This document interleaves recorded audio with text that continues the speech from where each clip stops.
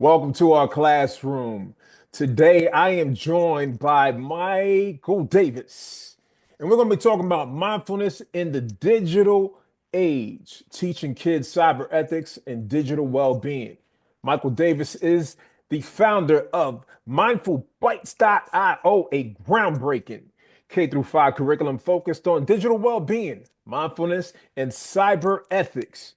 With over 25 years of cybersecurity experience, including work with the U.S. Navy, Boeing, Los Alamos National Laboratory, and the Pentagon, he now channels his expertise into helping young learners develop healthy, mindful relationships with technology. A TEDx speaker and PhD candidate in cyber psychology, Michael's mission is to empower children, educators, and families with practical strategies for digital balance, cyber ethics, and emotional well being in the digital age. Welcome, Michael Davis. Thank you for having me. Big fan. This is great to be on here. Honored, beyond honored to be here. So thank you so much. Well, thank you for coming through. Technology is an important topic, and Yes, there's so much to keep up with because it's evolving so rapidly. And, absolutely. and so, listen, you're the expert in this area, man. I'm just a dude who clicks some buttons and I do a little bit of browsing and I use some of the tools. But I'm also an educator, and so Right. I know what it feels like. I was a school principal, I was a teacher, I was a coach. I know what it feels like to try to manage the expectations and also the application for young people, but Right. also the parents and sometimes the tension that exists there between the young folks, the parents, and the teachers. Parties might want all different things. Right. And even when we want some of the same things, it might be trouble to execute it well.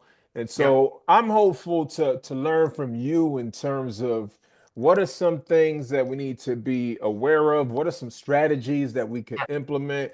How can we as educators, as parents, as community members, Yep. how can we better support our young people when it comes to navigating the digital space? And so let's Yep. go ahead and jump in. Let's talk about Yep. the intersection of mindfulness and digital education, because that's obviously one of the core things that you focus on. And This you're is doing true. some wonderful work with your company. And it's shown that integrating mindfulness into digital education can significantly reduce cyberbullying and improve student engagement. That is so important, both of those, right? Absolutely. Addressing the cyberbullying and also improving student edu uh, engagement. I'm fumbling on my words here, I get it. um, but but those are two things that are critical. What are some key mindfulness strategies that educators can use to help students develop digital self-awareness and responsibility? No, that's a great question. It really is kind of the thesis of our curriculum. This question of who am I in the tech started with me. Mindfulbytes.io started with me, my own personal struggles with technology. One of the most, probably simplest and most effective strategies we educators can do, particularly when it comes to education and technology and young minds, is intentional pausing. I know it sounds really woo-woo, and there's some version of that that sort of focuses in this other space holistically, but we're staying there. We're going to be in that uncomfortable space around how do we intentionally pause before opening up my phone, before a device? Why am I even picking this device up? What am I hoping to get from this? Sort of asking deeper and better questions. And I think mindful bites, and obviously we'll talk about this during our call. Um, it isn't necessarily about abstinence. It isn't necessarily about pushing technology away. It really is asking a question: how can I co-create better relationship to technology? How do I feel after using the device? How do I feel before I use the device? It's no different than hygiene, and we don't want to make it more complicated. This Mindful Bites curriculum really focuses on in this other space that we don't get to talk about often because we're ashamed or we're embarrassed or we feel like we need to know more and we don't have the right questions to ask or the right mindset or the right insight to ask the right questions of ourselves. Technology is shiny, it's seductive. We know Mm. this. It is not something that we are, as a firm, are not recognizing, but also cybersecurity, even saying it out loud, causes a white coat syndrome effect to people. Why did I click on that link? Why did you bring that thing in? So there's some version of that mindfulness that we have found, which allows us to pause before our thing that we're going to do. Just a little bit of a breath work. Doesn't mean you have to be sort of in some crazy position, some yoga position around your computer, but it really focuses in this space of how do I feel now before? Is there a difference between before I get on Instagram versus after I get on Instagram? What is that feeling like? What is that delta? And we're helping kids and educators and parents navigate this through this curriculum. Yeah, that's good. That's good. And one of my major takeaways, and I sometimes I talk with folks, I do interviews, and I hear them say things, and I'm like, yo, that's a t-shirt. So I think you gave me a new t-shirt idea, Mike. Stop cyber seduction. That's it. Stop cyber seduction. Right, exactly. That's the new t-shirt, Michael. It just, I'll take it. I'll take it. I mean, really, at the end of the day, it's about body awareness. How do we get into our body first before we get to that technology thing? And it's Yeah. not, it's how we carry ourselves. I'm from the South. I grew up with a very Southern grandmother who taught me manners and hygiene and posture. And so when I went out into the world and left her house to go into the world beyond her house, I was engaged with society based on what she had taught me around my emotions, how I can be, how I can self-regulate myself when I'm in the store by myself and not be caught up in the kind of synergy of or, Hmm. or what society wants me to be. I just felt like I felt empowered by her lessons. And so this sort of body awareness exercises we do in this curriculum is the same exact mindset. How do we get kids to like look at a screen, but also having a boundary or get into the application, but have a timer set or just look at that inquiry mindset over the shame mindset. How do we get there? And so, yeah, no, everything's a t-shirt in my world. Believe me, I can tell you right now, because this world is full of those mindsets of like, I know what I need to do. I know I need to have a boundary, but I can't stop. I Mm. go into Instagram, I go into YouTube with the idea of looking at a recipe for baking a cake, but now I'm looking at dog videos, and it's been 3 hours. So we're just trying to start earlier, start having those conversations earlier. And I think even at the K through 5 to 6 to 10 year old space, we are behind a little bit too, because even pre-K kids are already, you know, Right. already pressing their hand against the paper or some version of the thing that they think is a phone to enhance the picture on that. So that, I think there's some space around all of um, this work being sort of hygiene based, but it really is body based. We need to get back in our bodies around this conversation of technology and how we see ourselves attached to technology. Absolutely. And you mentioned the word emotions, which makes me think about the importance of building digital empathy in the classroom. Absolutely. In your case study at Montessori One Academy, Mm-hmm. and I have a Montessori background. I was part of Mm-hmm. the founding team in a Montessori school in Austin, Texas. So I appreciate Montessori. In this particular case study, students who engage with digital empathy practices significantly increase their discussions about screen time and emotions. What Mm-hmm. are some practical ways teachers can foster digital empathy among students, and how can it improve classroom dynamics? Such a great question.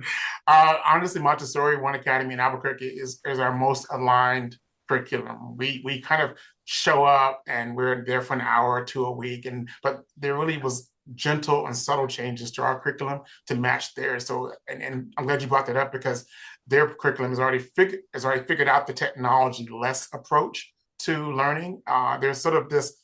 Let's just get out of the technology. Let's don't throw technology back into the classroom that originally caused the problem in the first place. So I really appreciate you bringing this particular question up.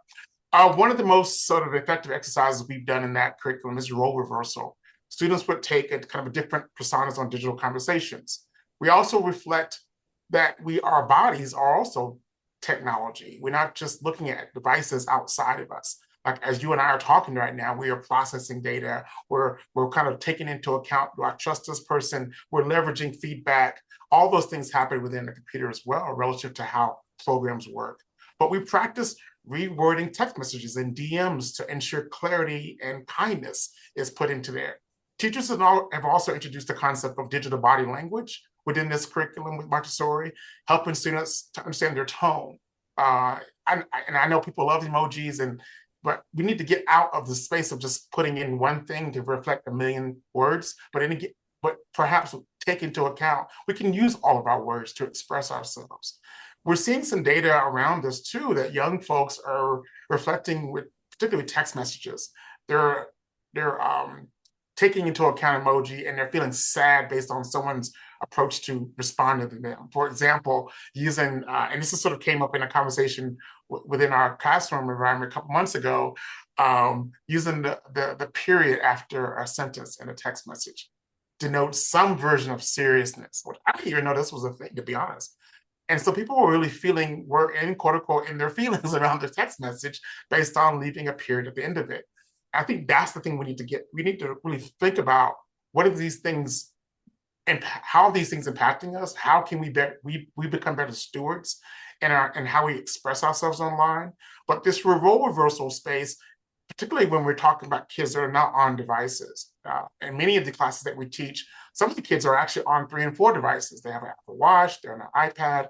Some kids even have a YouTube channel. But Right. we're in this space of like looking at each other in class, and we're role playing these moments. So you get to viscerally see someone interacting with you. So we talk about that. We produce like fictitious posts as a role reversal exercise, so you can see the person's impact on what you said about their post. So I think it opens up a different and more kinder and more intentional choice in how we show up online, particularly in how we communicate. Yeah, and you mentioned that some people were getting in their feelings, and that makes me think about cyber happiness and Yes, rethinking digital well-being for kids. And in your TED Talk, you introduced the concept of cyber happiness. I do. How can educators and parents shift from a fear-based approach to technology to one that fosters digital happiness and responsible tech habits among young learners? Exactly. I love that. I ended that TED talk by stating a couple of things, but most importantly was how about you start your day with a human and end your day with a human? I Like like that. how much exactly another t-shirt, right? But how much can we actually focus on our screens when we're not navigating the human space? I think we need to ask ourselves, how do we feel after using an app or a platform? But where's the closest human I can talk to? Uh, I think one of the things that we see, and you know this as a technology user, we all have this experience of using something, a device, and feeling drained afterwards, frustrated or disconnected. And I think that's worth reevaluating. And we're not the only tech company doing this work. But that TED talk, that TEDx talk was really focusing really on we are our own happiness factor. We can introduce tech values that often supersede the thing that we're logging into. And maybe how about we log into ourselves first before we log into that device? Mm. This is the criteria that we're trying to focus in this curriculum, rather than just saying this is bad. We actually want kids to tell us what they think is bad. Let's talk about what that looks like. And that TED talk was really focused around a shift and making the conversation more apparent and more in the room, and make it less about shame, and give kids really, in many ways, if any user who uses technology, more agency over the choice while they're using technology. So Yeah, I mean, talking about agency, one of the things that comes to mind is navigating screen time and emotional triggers. yeah, And many educators and parents struggle with setting boundaries for screen time. I don't. I lay them boundaries down. Listen, this is gonna feel like a privilege around here. Uh, but what signs should teachers and caregivers look for when digital use is negatively impacting a child's emotional well-being, and what yeah, strategies can help restore balance? I mean, you just finished talking about kids feeling drained, or not just kids, but users, right? Users feeling drained after being connected to the device for a long period of time. So, yeah. what's the strategy here? That's a really good question. Honestly, I hate to say it, but there's not like a one size fits all screen limits type of model. What we have seen in research is that there's irritability, there's withdrawal when screen time ends. There's this increased anxiety or stress from social media interactions. particularly when it comes to politics and all the things we notice in that space. And there's also like really a loss of interest in offline activities, like going outside. I'm a kid of the 70s and 80s. We're always outside. Now there's not such a seductive quality to go outside anymore. And of course, sleep, as you can imagine, with kids being up all night on their devices. But ideally, it is, you had it, you said it right in the beginning, you have a sort of a policy, you have a boundary, you have a family sort of core values around your usage in your home, but that is not it's not common in most homes. Many kids have complete agency over their time and they have no direction and no boundaries around that. So I think obviously this is a deeper question, but the emotional triggers that show up in our real life can be mirrored online. And so, and vice versa. And so I think ultimately having some time out and meaningful time out where we don't make the screen time the enemy. Let's actually make a little bit more agency and maybe more conversations around screen time, around family.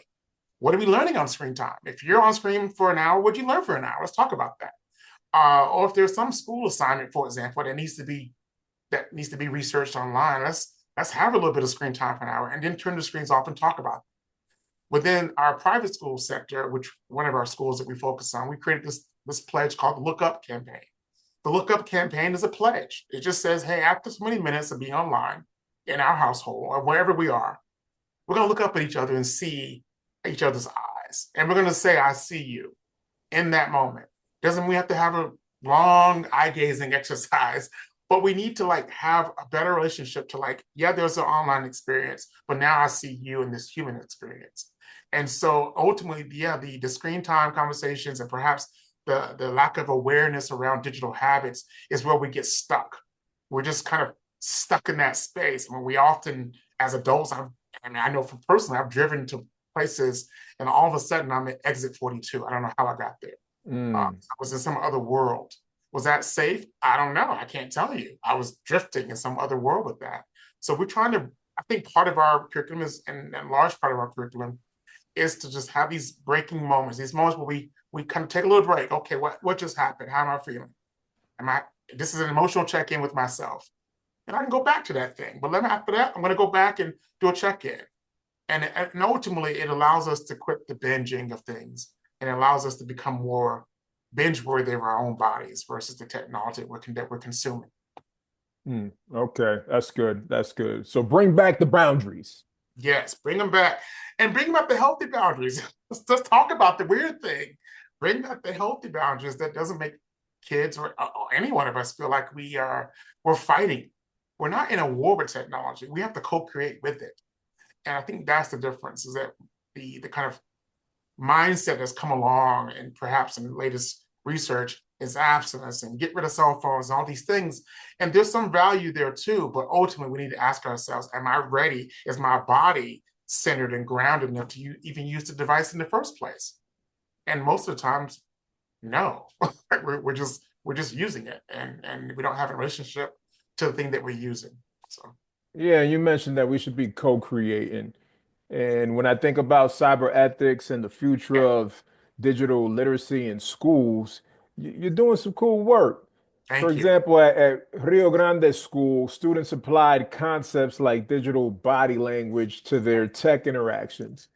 How can schools effectively integrate cyber ethics and digital mindfulness into the curriculum? And what small steps can teachers take today to start fostering these skills in their classrooms? Now, absolutely. Digital body language was a hit. I want to say that, and our pride aside, because I think that's the mindset that most of us use technology in sort of a silo effect. We think we're just doing one thing and that's the thing that we're doing. No, what you're doing over here affects us over here. And what you're doing over there affects us down here. The reason I bring this up because a lot of just as my own journey in this company, I'm hiring people. And of course, I'm clearly checking out their social media. I'm clearly checking out what they're posting online. I'm checking out their feeds. So but they didn't think about that 4 years ago when they posted that Twitter thing or they posted that really insane post on whatever that looks like. So I don't judge them in that space in terms of how I hire them on this firm, but I look at their behavior. This is an indicator. So what were you thinking back 4 years ago that's going to impact this job now? So we do ask kids in many ways. We practice pausing before sending a text message to check its tone. We talk about, would I say this thing in person to someone's face before posting online? Those type of body language. And am I listening to my body? If I send this text message, or before I send a text message, or before I get online, am I feeling some kind of way, so to speak? And does that misguide me in terms of what's going to be interpreted on the opposite end of this text string? Communication isn't often what you say, it's what people hear. And that's what this digital content models really focus on as well. Cyber ethics is sort of woven into is being woven into our conversations every day. And internet kind of safety and essential digital literacy, they speak to that, but they don't speak to how we are feeling from a holistic space. And so the things and the elements that we're doing at Rio Grande, particularly you brought that up, it is taken on a different vehicle because kids are now more centered and more grounded about, well, yeah, I need to be safe online, but I also need to have a critical thinking mindset. I need to have a why personality around this. I need to have conscious user. I need to be a steward of technology more than just using it and clicking on a like button every 5 minutes. Yeah, it makes me think about one of our norms when we're doing professional development and even when I'm doing student-facing work, Right. literacy workshops and whatnot. And one of the norms is breathe before you speak. Oof. So true. And So I true. get into the why. Yeah. Like, hey, nowadays we live in a society where folks are just so quick to react, Yeah. especially online. Oh, you see a headline, you see a post, you haven't even read the whole message, you haven't read the whole article. You Right. are just react because now Mhm. many of us are wired to engage that way. We're Right. just reacting. Boom, boom, boom. First thing I see, I have to say something. Why? Why do you have to say something about everything? Did you think about what you said? Did you pause? Did you breathe? Did you take time to just breathe? Take a deep breath. Take two, take three, Yeah. and then consider, Yeah. do I really want to communicate this right now? Right. And question, like, why? What is the driving motive to address this matter Right. in this moment? Right. And if you are going to address it, because that's then my follow up, and like, there are some situations that call for you to say something, Yeah. stand on that. But if you're going to address it, make sure you're thinking clearly about how it is that you want to communicate this message and what your intentions are. What's the end goal here? Absolutely. And honestly, it's a larger conversation, like I said earlier. And many of us want to be right more than we want to be happy. Yes. I think that's where we struggle the most, is that we react to be right first, and it doesn't get us anywhere because it ends up being the race that you're it ends up being a race that you're the only one in it. And no one's even thinking about you like that. No one's even pressurized you like that. But you're responding anyway. There are so many big things out there in the world that entice us to respond so quickly on purpose. That's why Twitter wars exist and things like that. But it is hard to sort of navigate the space that we're in right now because it requires a different muscle. It requires you to write the email, put it into a draft, and let it sit there for a week, or let it sit there for a couple of days, or let it sit there before you send it. It requires that level of intentionality. It requires you to ask deeper questions of yourself. Why am I even provoked by this?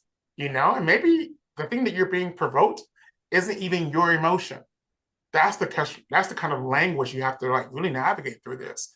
And it's captivating to respond. It gets your adrenaline sort of hyped up when you get to be able to say, well, per my last email, that vibe. But ultimately, what are we getting out of it? I think that's the problem. Our self-awareness has been thrown out the window a little bit. Our empathy has been thrown out the window a little bit. And how we ethically reason with our technology relationship has been thrown out the window a little bit. And we're just starting earlier in these conversations. We're not waiting until the high school or middle school ages when they're already immersed in so many devices and so many things that we can't capture their attention anymore. The reason that the internet and the things that we find on Instagram and our screen time is that in those moments, those things that we're looking at are more interesting than real life. And we're just trying to create a more interesting real life uh, compared to what's online. And that's a huge competitive space. The biggest competitor for my business and this curriculum and all things we're doing is literally the human attention span. Wow. If I can get past like 3 or 4 seconds and capture the attention, then we're good.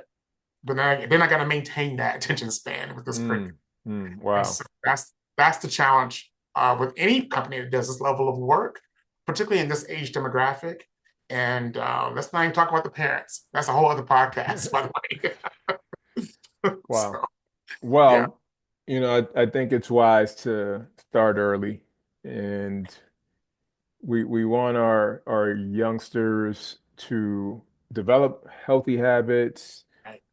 to certainly learn how to use these tools because they're here and we have to learn how to use them. They're vital now in this day and age, but at the same time, we want them to approach things with a great deal of balance, That's right? it. Get That's them it. outdoors, Yeah. get them doing some self-reflection, get Yeah. them engaging with another human being, as you mentioned earlier. So kudos to you for the work that you're doing. Thank you. For our audience, what is the message of encouragement that you want to offer them? Absolutely. I'll say it again, and I'll probably say it to the day I pass away. Start your day with a human and end your day with a human, and make sure that human inside of you is also being interacted as well. Because ultimately, the technology game is not going anywhere. The technology seductive quality is not going anywhere. We can't just ban or block our way to a digital healthy space around it. We have to equip ourselves with self-awareness, a real healthy dose of empathy, and pausing before we jump into the deepest part of the unknown. It isn't Technology isn't the bad guy. It's also not the good guy. Technology is both good and bad. And so I think it's important to be able to distinguish and use wisdom to determine which part of technology you want to involve yourself with. Um, we're just starting earlier, but this problem is a global collective conversation that we are having right now. So just find a single moment of mindfulness in your technology journey. And if that doesn't work, then try to find two. And just keep trying because it does exist. Slowing down is the first step. Breathing is the second is also one of those steps. But recognizing that we are in this race for no apparent reason, and then of the two race is probably the most critical part of this journey. So I'm happy to be a part of that. Thank you for having me on this podcast. Oh, it's been my pleasure. It's been my Yeah. pleasure. Wait, so for folks who want to explore this further, they have questions, they have curiosity, and they want to learn about your curriculum. Where can they follow you? Where can they learn more?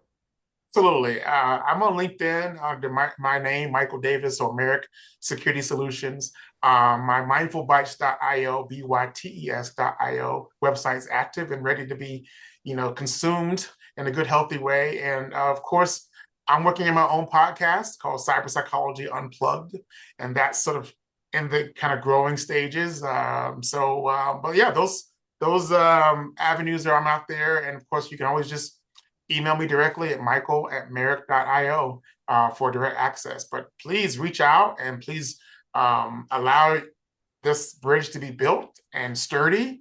And I'm excited to kind of connect with anybody within your audience. And I'm happy to be here, part of this journey as well. Hey, my people, there you have it. Take a bite of mindfulness through mindfulbytes.io with Yes, Michael Davis. Learn more, utilize the strategies, make sure that you're setting up healthy boundaries for yourself and for those around you. Hey, Michael, it's been a pleasure. Thank you very much. Look forward to likewise. continuing to learn from you Thank you. and certainly exploring the work that you're doing, Yeah, not just with your curriculum, but all of it through mindfulbytes.io. perfect. Thank you. Appreciate Thank you. you so much. It's a pleasure to be here.